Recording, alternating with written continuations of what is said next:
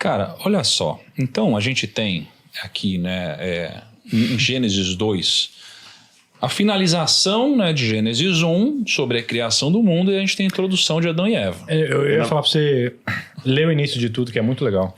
Não, mas o início é um capítulo inteiro. Você quer que eu leia um capítulo inteiro? Pelo menos o começo. Eu gostaria que eu lisse pra você alguns livros, é que eu posso ler se quiser. Não, é que é legal, vai ficar, a galera vai... É bonita a história. Com certeza. Não, fica tranquilo, farei isso. Obrigado por isso. Obrigado, Thiago. Cara, no princípio Deus criou os céus e a terra. Era a terra sem forma e vazia, trevas cobriam a face do abismo e o Espírito de Deus se movia sobre a face das águas. Disse Deus, haja luz, e houve luz. Deus viu que a luz era boa e separou a luz das trevas. Deus chamou a luz dia e as trevas chamou noite.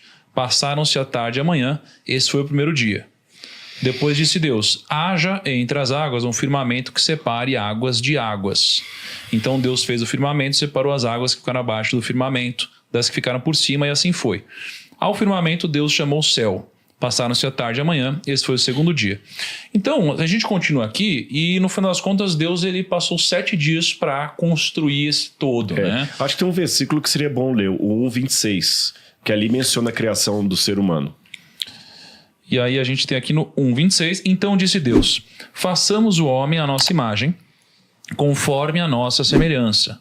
Domine ele sobre os peixes do mar, sobre as aves do céu, sobre os grandes animais de toda a terra e sobre todos os pequenos animais que se movem rente ao chão. Criou Deus o homem à sua imagem, a imagem de Deus o criou. Homem e mulher os criou. Deus os abençoou e lhes disse, sejam férteis e multipliquem-se. Encham e subjuguem a terra. Dominem sobre os peixes do mar, sobre as aves do céu e sobre todos os animais que se movem pela terra. Disse Deus, eis que lhes dou todas as plantas que nascem em toda a terra e a produzem sementes, e todas as árvores que dão frutos com sementes. Elas servirão de alimento para vocês. E dou todos os vegetais como alimento a tudo que tem em si fôlego de vida, a todos os grandes animais da terra, a todas as aves do céu e a todas as criaturas que se movem rente ao chão. E assim foi. Então, por que Deus ele diz, façamos o homem à nossa imagem, conforme a nossa semelhança, e domine ele sobre todas as coisas? Por que Deus criou um ser humano? E aí depois, o que significa dominar sobre todas as coisas?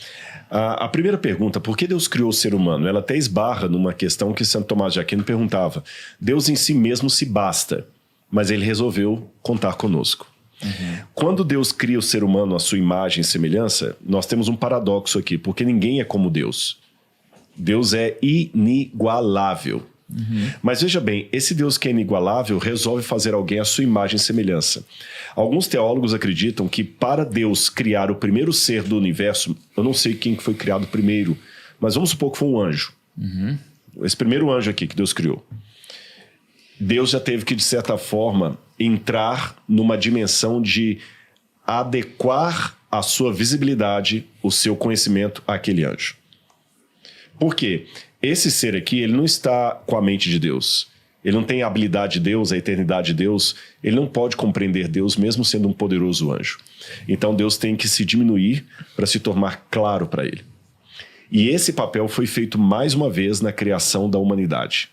Quando Deus cria o que Santo Agostinho chama de a imago Dei e nos dota da sua imagem e semelhança, ele nos deu a capacidade de percebermos coisas como ele. Aí vem a segunda pergunta, e por que ele fez a sua imagem? Deus é aquele ser que ele... Acho que dá pra gente entender um pouquinho aqui. Ele já ama alguém que ainda não existe. Eu ainda não tenho filhos, nem você. Tem, Sofia, mas eu digo assim... geneticamente falando, mas você já ama os seus filhos que você não conhece. Eu já amo. Você tem os seus filhos, mas você já orava antes, você já desejava, já imaginava como é que vai ser o rostinho, como é que vai ser o dia que fala papai a primeira vez.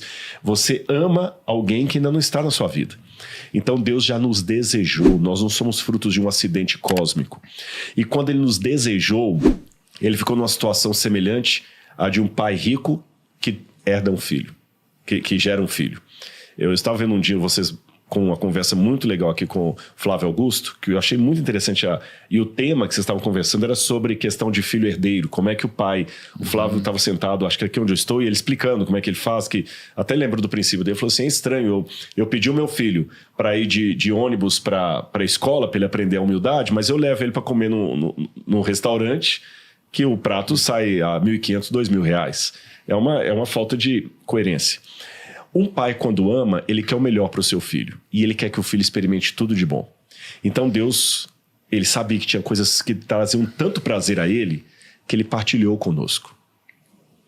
Ele falou assim, olha, é tão bom amar e ser amado, que eu vou imbuir vocês com o dom do amor.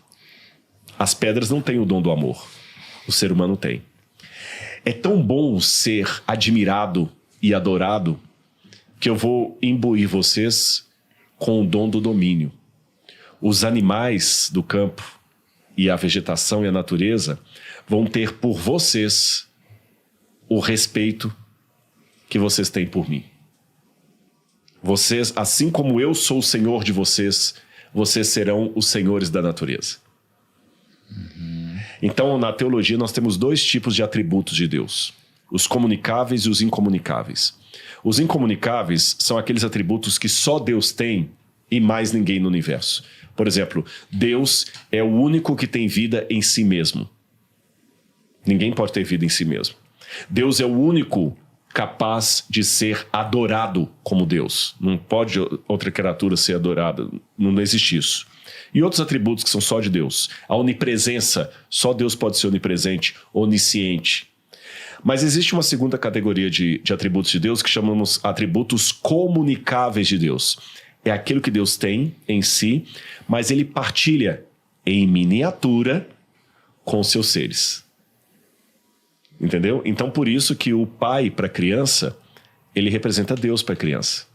E aquele prazer que você tem de ser amado por um bebê, é o prazer que Deus tem quando nós o amamos. Só que também tem a dor, quando você é rejeitado e tudo mais. Então, nesse sentido, nós somos a imagem e semelhança de Deus, que envolve aspectos físicos, é claro, porque Cristo é a imagem visível do Deus invisível, diz o apóstolo Paulo. Então, somos criados à imagem de Cristo e temos também a imagem moral de Deus. Porém, com o pecado, que vamos falar daqui a pouquinho, essa imagem do Criador foi perdida e ela é restaurada pela graça. E aí, a gente vê aqui... sobre a origem da humanidade, né? E é muito interessante, que diz assim, essa é a história das origens dos céus e da terra no tempo em que foram criados. Quando o Senhor Deus fez a terra e os céus, ainda não tinha brotado nenhum arbusto no campo e nenhuma planta havia germinado, porque o Senhor Deus ainda não tinha feito chover sobre a terra e também não havia homem para cultivar o solo. Todavia brotava a água da terra e irrigava toda a superfície do solo. Então o Senhor Deus formou o homem do pó da terra e soprou em suas narinas o fôlego de vida, e o homem se tornou um ser vivente. Aqui começa, né? Então o Senhor Deus formou o homem do pó da terra e soprou em suas narinas o fôlego de vida.